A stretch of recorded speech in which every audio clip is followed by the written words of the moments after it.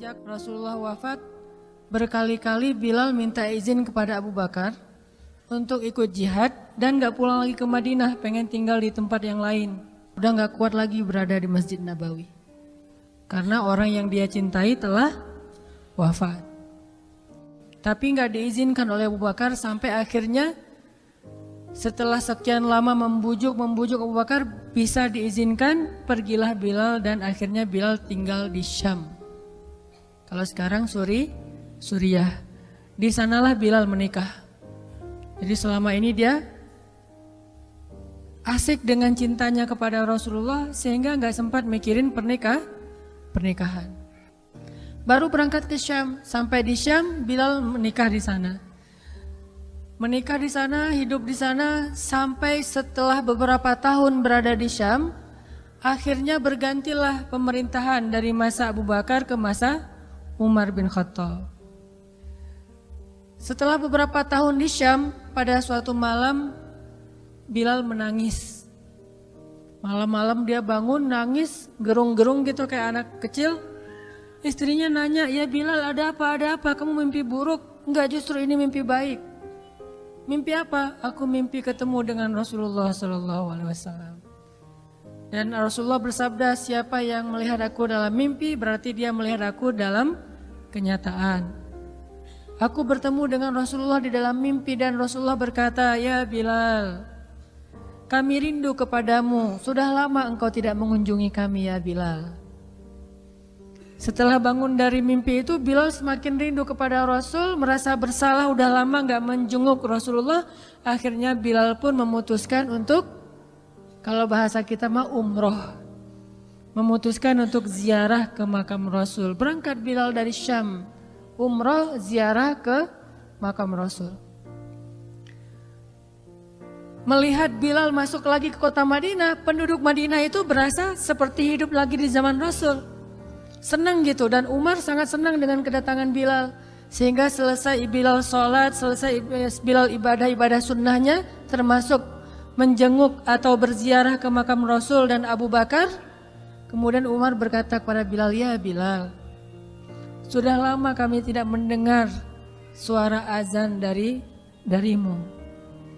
Tolong kumandangkan sekali lagi azan seperti engkau mengumandangkannya di masa Rasul. Kami rindu ingin merasakan suasana di zaman Rasul. Benar Bilal, kata para sahabat yang lain yang ada di situ. Umar, kemudian Abdurrahman, beberapa orang sahabat, ya Bilal, azan, kami ingin mendengar suaramu seperti dulu kami mendengarnya di masa Rasul. Kata Bilal, saya tidak akan kuat. Kata mereka, coba dulu kamu usahakan karena kami ingin sekali mendengarnya. Saya tidak akan kuat. Cobalah wahai Bilal demi kami supaya kami bisa semangat lagi dalam beramal soleh mengikuti perjuangan Rasulullah. Akhirnya karena udah dipaksa terus, Bilal pun mengumandangkan azan. Allahu Akbar, Allahu Akbar. Kota Madinah kaget mendengar suara Bilal. Orang-orang yang ada di rumah semuanya mengatakan, apakah Rasulullah sudah bangkit kembali? Mereka semuanya kaget dan bahagia, seolah-olah Rasulullah sudah bangkit dari kematiannya. Seperti Isa seolah-olah diturunkan kembali setelah dia diangkat ke langit. Satu kota Madinah tuh kaget bahagia gitu. Kayak seorang ibu yang kehilangan anaknya tiba-tiba mendengar suara anaknya dari jarak dekat dan ingin dipeluk segera anaknya itu. Saking rindunya mereka kepada Rasulullah. Allahu Akbar, Allahu Akbar. Pasar yang tadinya ramai tiba-tiba sepi mendengar suara Bilal yang masih sayup-sayup. Asyhadu an la ilaha illallah. Semuanya berlari keluar dari tempat-tempat kerja mereka, dari pasarnya, dari rumahnya. Semuanya berlari ke masjid, ingin memastikan apakah Rasulullah sudah dibangkitkan kembali. Bahagia semuanya.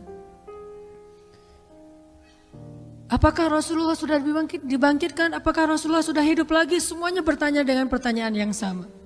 Asyhadu an la ilaha illallah. Semuanya semangat datang ke masjid, ngumpul, rame banget. Kemudian ketika Bilal mengatakan, Asyhadu anna Muhammadar Rasulullah. Asyhadu anna, nggak sanggup lagi Bilal, berhenti di situ. Kemudian Bilal menangis dengan suara nangis yang luar biasa kerasnya.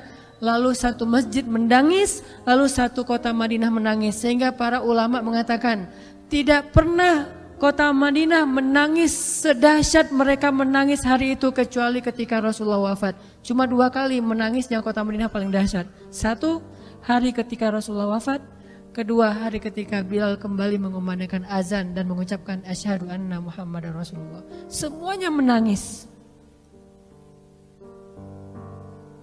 Semuanya merasa kehilangan Rasulullah. Semuanya merasa bahwa mereka ingin kembali di zaman ketika Rasulullah masih hidup. Lalu mereka bertanya setelah semuanya selesai menangis, "Ya Bilal, kenapa kamu tadi menangis?" Kata Bilal, "Dulu biasanya kalau saya selesai mengumandangkan azan, saya akan datang ke hujrahnya Rasul." Hujrah Rasulullah itu kamarnya Rasul, rumah kecilnya Rasul. Selesai azan saya akan datang ke rumahnya Rasulullah dan memanggil, "Ya Rasulullah, as-salah, as-salah." Rasulullah nggak keluar sampai mendengar suara Bilal memanggil beliau secara khusus. Udah selesai azan, Bilal manggil Rasul, "Ya Rasulullah, as-salah, as-salah." Baru Rasulullah keluar dengan wajah berseri-seri. Sekarang bagaimana saya akan memanggil Rasulullah sedangkan Rasulullah sudah bersama kekasihnya yaitu Allah Subhanahu wa taala. Menangis lagi satu masjid, satu kota Madinah. Pokoknya hari itu adalah hari berkabung sekota Madinah. Hari menangisnya kota Madinah, saking rindunya mereka kepada Rasulullah. Bagaimana dengan kita ketika mendengar suara azan dan muazin mengucapkan nama Rasulullah Sallallahu Alaihi Wasallam? Di situ kelihatan apakah kita mencintai Rasulullah lebih dari apapun juga setelah Allah Subhanahu wa taala. Kalau tidak, fatarabbasu, hati-hati. Kalau tidak, fatarabbasu, tunggu aja. Na'udzubillah min dzalik, berarti masih ada kemunafikan dalam hati kita. Bagaimana kita, apakah hati kita merasa gemetar, bergetar ketika kita mendengar suara seseorang mengatakan Muhammad sallallahu alaihi wasallam, Rasulullah sallallahu alaihi wasallam? Apakah hati kita bergetar seperti bergetarnya hati seorang kekasih ketika mendengar suara kekasihnya, nama kekasihnya disebutkan?